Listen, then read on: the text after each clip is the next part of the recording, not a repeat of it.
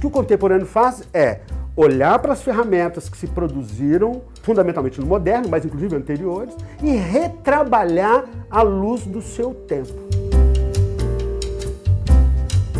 O primeiro episódio de 2020 é dedicado à pintura contemporânea, transitando entre a figuração e a abstração. O artista, curador e professor Franz Manata nos ensina um pouco mais sobre a história da arte moderna, criando uma linha temporal que responde perguntas acerca da transformação artística ao longo do tempo, desaguando na contemporaneidade. Os sapiens do período paleolítico possuem uma representação figurativa de alta qualidade na sua representação. Acontece que com a virada do paleolítico para o neolítico, que é a mudança dos sapiens caçador e coletor para os sapiens agricultor e pastor, portanto é um momento onde o sapiens deixa de ser nômade, começa a se fixar, construir propriedades, classes, distribuição social, um contexto social ser criado, toda a representação altera por completo. Ela deixa de ser representativa, figurativa e passa a ser abstrata. Os seres humanos são representados por pequenos traços e linhas. E isso já é uma primeira conexão que está ligado com a percepção do conhecimento. Como o ser humano começa a construir a experiência da narrativa. Essa é uma das grandes conquistas da nossa espécie em relação às demais, porque nós fomos a única espécie, mesmo que outras espécies tenham memória, foi de transformar a memória em conhecimento, ser capaz de narrar um acontecido em algum outro momento. Então isso é fundamental para a construção do que somos hoje. Isso vem de 70 mil anos, que é o início da Revolução Cognitiva, e de 12 para 13 mil anos, que é o início do Neolítico, que é essa mudança do nomadismo para o sedentarismo. Isso vai bater na história da arte de uma maneira muito interessante, de forma pendular. A gente pode chegar já de cara no século XIX, vindo para o século XX. O século XX é o grande terreiro da discussão acerca das possibilidades formais e conceituais da arte. A abstração, ela pode ser discutida Turner, nós vamos discutir via Turner, via Goya. Vamos chegar no século XX com os dadaístas, com os futuristas, com os suprematistas. Vamos discutir a arte abstrata dos anos 50, da década de 1950, notadamente americana, e como ela influencia. E vamos chegar até a pintura contemporânea, a arte contemporânea, que é um fenômeno que eu identifiquei, que depois de quase 2 décadas de predomínio da arte narrativa, portanto figurativa, que navegava do hiperreal ao fantástico, após 20 anos de predomínio desse tipo de narrativa, a arte altera por completo. Se a gente observar nos últimos 10 anos, nas principais feiras, grandes mostras, grandes galerias e os artistas contemporâneos, eles maciçamente transitaram para a experiência abstrata. Agora, a experiência abstrata hoje, ela em nada parece com o abstracionismo dos anos 60, que era um problema formal e localizado. É que ela é absolutamente permeada pela narrativa. A gente pode falar, por exemplo, de Cézanne, que olhava para a paisagem e abstraía formas geométricas. Isso foi responsável para criar toda uma vertente formal construtiva que passa pelo construtivismo russo, pelo suprematismo holandês, pela arte concreta e neoconcreta brasileira e pela pintura contemporânea, do Senise, da Milhazes, da Varejão, do Zerbini. Todos transitam entre figuração e abstração, são os maiores, mais importantes artistas, pintores vivos, mas esse fenômeno está em toda a arte. Outro artifício usado, além do Cézanne, que deu essa vertente, nós temos o artifício usado por Mondrian, que é o artifício de aproximar o objeto. Você já observou que se você pega uma câmera que tem uma lente zoom muito forte e você aproxima de um objeto, ele abstrai? São esses exercícios que os artistas fizeram para transitar da figuração entre a abstração, mas a abstração atual, ela é absolutamente narrativa ainda assim. Como que uma arte abstrata pode ser narrativa? É quando ela é sobre alguma coisa. Ela trata de alguma coisa.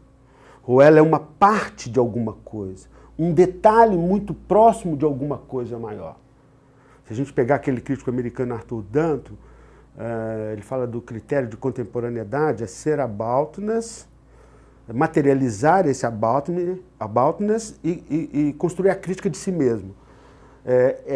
Sobre o que esta abstração trata. Quando você entende sobre o que ela trata, você constrói a narrativa na sua cabeça. Toda a arte contemporânea ela deriva da vertente conceitual. A arte moderna criou 4 grandes eixos. 2 eixos formais, que é formal expressiva e formal construtiva.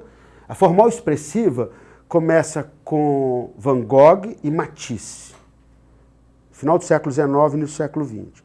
Quando chega meados do século XX, ela vira expressionista, lírica ou abstrata. Então é o expressionismo americano. Do outro lado, nós temos a vertente moderna chamada formal construtiva, que inicia com Cézanne e Seurat, que inventa um método chamado pontilismo. O desdobramento das questões propostas por esses artistas vai atravessar o construtivismo russo, o suprematismo holandês, a arte concreta e neoconcreta brasileira e vai chegar até a pintura contemporânea. São 2 vertentes. Mas a arte moderna fez mais 2 outras, que estão ligadas pela imagética, que é a simbólica, que abrange o simbolismo e o surrealismo, e a vertente conceitual, que começa com Duchamp e os dadaístas, passa pela arte minimalista, passa pela arte pop, passa pela arte conceitual e esse caldo vira o que a gente chama de arte contemporânea. Toda a arte contemporânea hoje, ela articula a partir dessa linhagem, dialogando com os demais troncos que ela herda de informação estética histórica. Então, o que difere do abstracionismo americano é que era um problema da própria forma. Então, é como uma mancha de amarelo enorme vibra e projeta na sua direção, alterando a sua sensação. Ou como os grandes negros do Richard Serra, que abrem um vácuo, um buraco no espaço e quase que te draga para dentro dele. Esses são problemas formais. Hoje a forma ela está a favor de uma narrativa. Então, quando você olha o objeto ele é abstrato, a arte parece abstrata, mas ela ainda assim está articulando a narrativa, que está preso com as questões conceituais, certamente.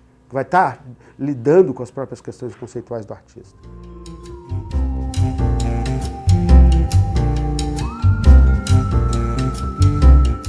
A partir de quando a arte começa a ser tida como contemporânea?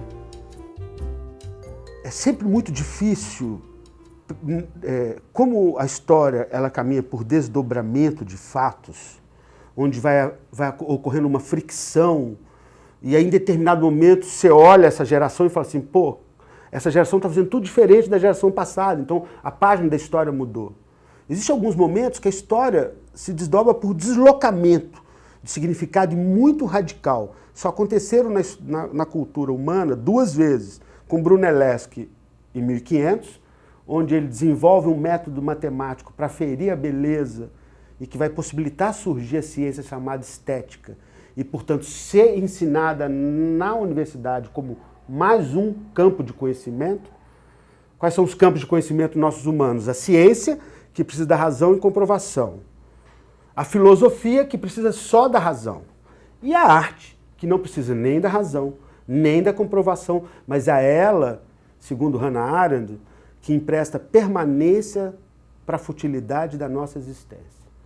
Se a gente quer saber como os povos viveram, amaram, suas relações econômicas, você vai buscar nos artefatos primordiais da mão humana, do que nós humanos construímos nesse sentido. Então tem esses grandes momentos. Então, para precisar uma data de quando muda uma coisa para outra, vai depender do autor, mas existem alguns consensos, que é a arte moderna, que começa a partir da crise da representação, em 1856, com Le Déjeuner sur l'herbe, do Edouard Manet, que rompe com o classicismo, com a noção de representação a partir de manuais, com a chegada dos impressionistas.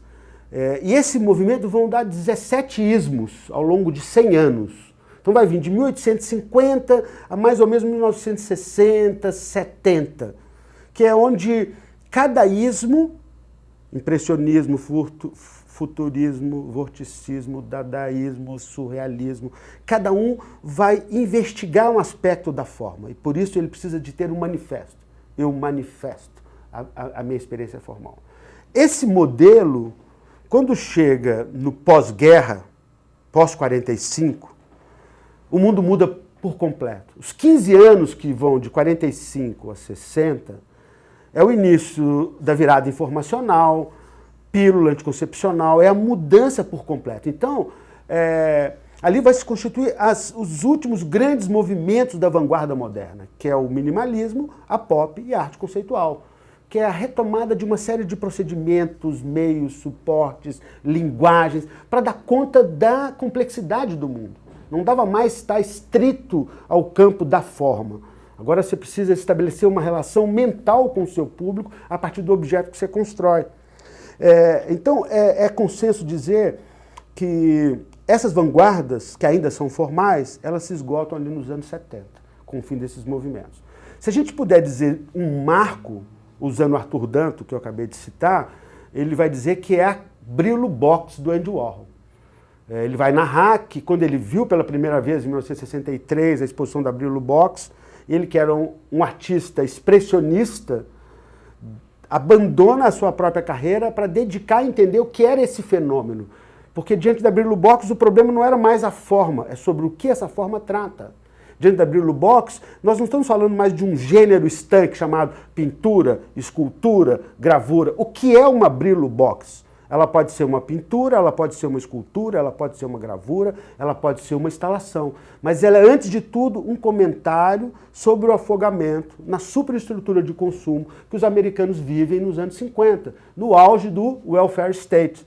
Eles já têm o estado do bem-estar social, eles já conquistaram saneamento, acesso a bens de consumo, estão sufocados por esse consumo. E a pop vai falar disso. Então, alguns autores falam que essa é a grande virada para o contemporâneo. E o contemporâneo vai fazer o quê? Vai olhar, no início chamou-se os novos fenômenos de pós-moderno. Então a pós-modernidade, depois os teóricos entraram em consenso que não existe nada além do moderno. O que o contemporâneo faz é olhar para as ferramentas que se produziram, fundamentalmente no moderno, mas inclusive anteriores, e retrabalhar à luz do seu tempo. Então, enquanto o moderno, a questão é sobre a forma e a originalidade que ela constrói no mundo, o contemporâneo, a forma é a serviço de questões que me interessam no mundo e que eu quero tratar através de determinadas formas. Então essa é a grande virada e que o Dantas fala que o marco seria essa Brillo Box do Andy Warhol.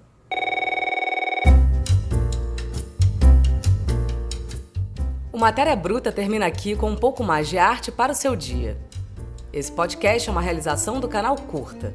Entrevista por Marina Birdman, voz de Flávia Mano, assessoria de Francis Carnaúba e edição por Juliana Zalfa. Dia 13 de janeiro estreia no Curta a série Musicalmente América Latina. Não perca o primeiro episódio que reúne em concerto Vinícius de Moraes, Tom Jobim, Toquinho e Miúcha.